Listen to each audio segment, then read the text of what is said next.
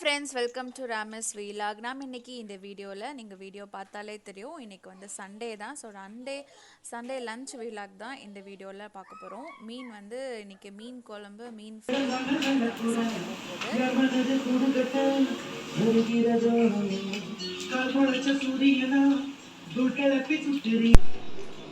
So mostly பார்த்தீங்கன்னா Sunday அன்னைக்கு இந்த மாவாட்டுறது க்ளீனிங் இந்த வேலை எதுவுமே நான் வச்சுக்க மாட்டேன். ஸோ சண்டே வந்து எந்திரிக்கிறதே லேட்டு.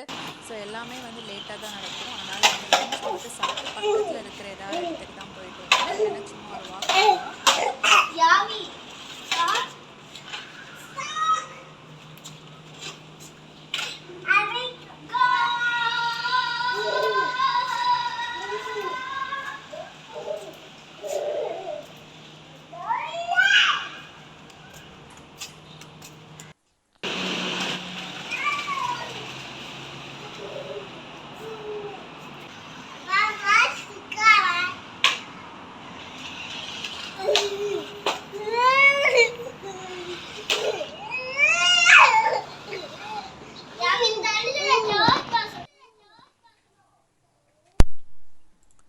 பசங்க கொஞ்ச நேரம் விளையாண்டாங்க. ஸோ அதை பார்த்துட்டு வந்துட்டு நான் வந்து லஞ்ச் சமைக்க வந்துட்டேன். இன்றைக்கி வந்து மீன் ஃப்ரை, மீன் குழம்பு பார்த்திங்கன்னா எங்கள் ஊர் ஸ்டைலில் ஒரு மீன் குழம்பு செய்ய போகிறேன்.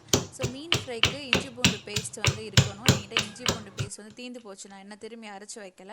ஸோ அதனால் கொஞ்சமாக இஞ்சி பூண்டு, அப்புறம் வந்து கொஞ்சம் வெங்காயம், மார்னிங் பிரேக்ஃபாஸ்ட் செஞ்ச கொஞ்சம் மீத வெங்காயம் இருந்தது.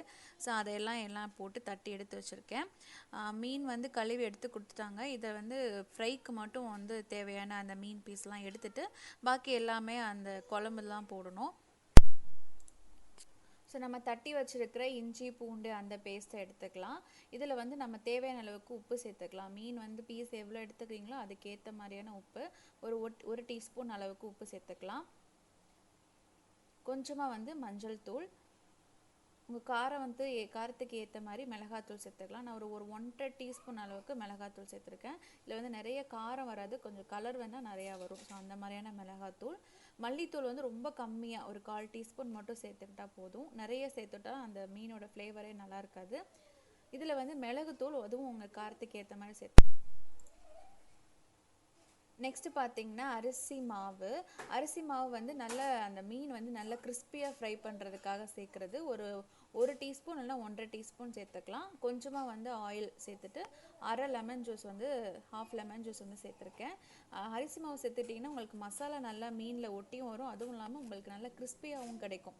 ஸோ மீன் ஃப்ரை, ஸோ அதனால் வந்து அரிசி மாவு சேர்த்துக்கிறேன்.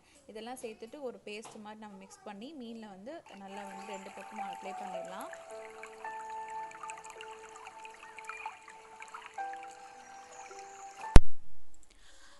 இப்போது மீன் குழம்பு செய்கிறதுக்கு ஒரு கைப்பிடி அளவுக்கு தேங்காய் எடுத்துக்கலாம். தேங்காய் வந்து நிறைய சேர்க்காம தான் நாங்கள் செய்வோம். ஸோ அதனால் ஒரு கைப்பிடி அளவுக்கு மட்டும் நறுக்கின தேங்காய். இதில் வந்து 1/2 டீஸ்பூன் அளவுக்கு சீரகம், மிளகு வந்து சும்மா ஒரு 5-6 மிளகு தான், நிறைய இல்லை. ஸோ கொஞ்சமாக மிளகு சேர்த்துட்டு வரமிளகா வந்து சேர்த்துக்கலாம். வரமிளகா ஒரு 3 இல்லைன்னா 4, உங்கள் காரம் நீங்கள் எவ்வளோ நிறைய ஹெவியாக சாப்பிட்டிங்கன்னா ஒரு 5-6 வரமிளகா கூட சேர்த்துக்கலாம். இதெல்லாம் சேர்த்துட்டு நல்லா வந்து ஒரு பேஸ்ட் மாட்டி அரைச்சி எடுத்துக்கலாம். இது கூடவே ஒரு 5 பல் பூண்டு, ஒரு 10 சின்ன வெங்காயம், அதையும் நான் வந்து நறுக்கி வச்சுருக்கேன். இதையும் சேர்த்து நல்லா வந்து பேஸ்ட்டாக வந்து எடுத்து வச்சுக்கலாம். இதுதான் பார்த்திங்கன்னா அந்த மீன் குழம்புக்கு அந்த பேஸான பேஸ்ட்டு. ஸோ இந்த அளவுக்கு நல்லா வந்து பேஸ்ட்டாக வந்து அரைச்சி எடுத்து வச்சுக்கலாம். இப்போ வந்து மீன் குழம்புக்கு நம்ம வந்து ஃபுல்லாக எல்லாத்தையும் ஒரே தான் மிக்ஸ் பண்ணிட்டோங்கன்னா உங்களுக்கு ரொம்ப ஈஸியாக இருக்கும். ஸோ புளிக்கரைசல், இதுவும் வந்து ஒரு சின்ன லெமன் சைஸ் அளவுக்கு இருக்கிற புளியை வந்து நல்லா கரைச்சி எடுத்து வச்சுருக்கேன். இதிலே நம்ம வந்து அரைச்சி வச்சுருக்கிற அந்த பேஸ்ட்டையும் சேர்த்துடலாம். இப்போ வந்து இதில் வந்து தேவையான அளவுக்கு தண்ணியும் சேர்த்து நல்லா மிக்ஸ் பண்ணிக்கோங்க. இதில் வந்து நம்ம வந்து ஏற்கனவே புளி வந்து ஸோ புளி சேர்த்துருக்கிறதுனால கொஞ்சம் தக்காளியோட அளவு வந்து கம்மியாகவே சேர்த்துக்கலாம். நான் ஒரு பெரிய தக்காளி ஒன்றே எடுத்திருக்கேன். இதையும் வந்து நல்லா வந்து நம்ம மிக்சியில் போட்டு அரைச்சிட்டே சேர்த்துக்கிட்டோன்னா உங்களுக்கு நல்ல அந்த தக்காளியோட ஃப்ளேவரும் அந்த குழம்புல சூப்பராக இருக்கும். ஸோ இதனால் நான் கட் பண்ணிவிட்டு இதை நல்லா பேஸ்ட் ஆக்கிட்டு அதையும் வந்து இதில் சேர்த்துட்றேன். இப்போ இந்த குழம்புக்கு தேவையான மஞ்சள் தூள் ஒரு 1/4 டீஸ்பூனுக்கு, குழம்பு தூள் வந்து ஒரு 2 டேபிள் ஸ்பூன் அளவுக்கு நான் சேர்த்துக்கிறேன்.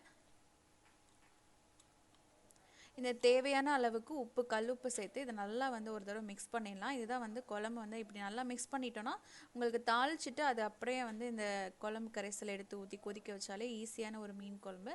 இந்த மாதிரி ஸ்டைலில் தான் நாங்கள் செய்வோம். ஸோ இதில் வந்து கொஞ்சமாக வந்து நல்லெண்ணெய், கடலெண்ணெய் ரெண்டையுமே நான் சேர்த்துக்கிறேன். நல்லெண்ணெய் வந்து கொஞ்சம் ஜாஸ்தியாக, கடலெண்ணெய் வந்து ரொம்ப கம்மியாக வந்து சேர்த்துக்கிறேன்.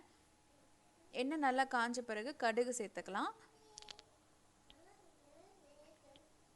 கடுகு வந்து நல்லா வெடிக்கணும். வெடித்த பிறகு கொஞ்சம் வெந்தயம், கருவேப்பிலை வந்து நிறையாவே சேர்த்துப்போம். அதனால் கருவேப்பிலையை சேர்த்து நல்லா வந்து கருவேப்பிலை பொரிஞ்ச பிறகு இப்போ நம்ம மிக்ஸ் பண்ணி வச்சுருக்கிற அந்த குழம்பு எடுத்து அப்படியே வந்து நம்ம ஊற்றி கொதிக்க வச்சாலே சூப்பரான ஒரு மீன் குழம்பு ரெடி ஆகிடும். ஸோ தேவையான அளவுக்கு தண்ணி சேர்த்து இதை நல்லா வந்து கொதிக்க விட்டுடலாம். அந்த பச்சை வாசனை, புளியோட டேஸ்ட் இதெல்லாம் வந்து நல்லா போன பிறகு நம்ம மீன் வந்து போடுறோம். இப்போ பாருங்கள் குழம்போட கலரே வந்து மாறிடுச்சு. ஸோ நல்லா வந்து கொதிக்க விட்டாச்சு.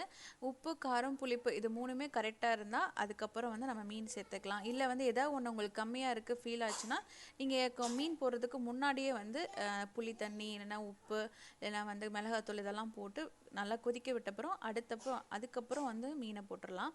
இப்போ கழுவி வச்சுருக்கிற அந்த மீதம் இருக்கிற மீனையும் நான் போட்டுட்டு ஒரு 10 நிமிஷம் தான், அதுக்கு மேலே வந்து மீன் குழம்பு வந்து கொதிக்க தேவையில்லை. 10 நிமிஷத்துலேயே உங்களுக்கு மீன் குழம்பு ரெடி ஆகிடும். ஸோ இது நல்லா வந்து 10 நிமிஷம் கொதிச்ச பிறகு நம்ம இறக்கி வச்சிடலாம்.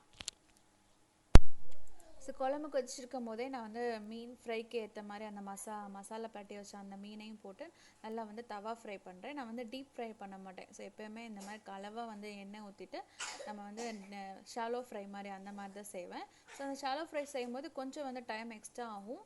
நமக்கு வந்து ஆயில் வந்ததும் கொஞ்சம் கம்மியாகவே யூஸ் பண்ணுவோம். ஸோ சூப்பராக வந்து மீன் குழம்பு ரெடி ஆகிடுச்சு. ஒரு 10 மினிட்ஸ்லேயே வந்து சூப்பரான ஒரு மீன் குழம்பு. இந்த ஸ்டைலில் கண்டிப்பாக ட்ரை பண்ணி பாருங்கள். இந்த சைட் பார்த்திங்கன்னா நல்லா கிறிஸ்பியாக வந்து மீன் ஃப்ரையும் ரெடி. இன்னும் கொஞ்சம் 4 மீன் இருக்குது, அதையும் நம்ம அடுத்த பேட்சில் போட்டு எடுத்துருவேன். ஸோ இன்றைக்கான சண்டே லன்ச் வந்து இதுதான்.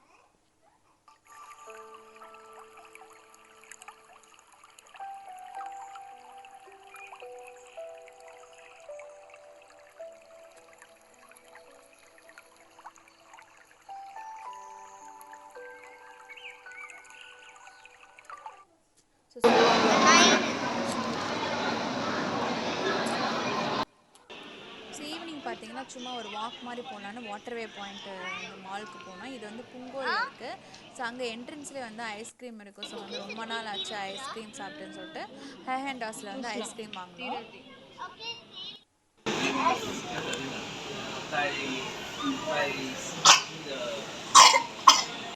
ஸோ எனக்கு வந்து இந்த ஃப்ளேவர் தான் பிடிக்கும். எப்போயுமே வந்து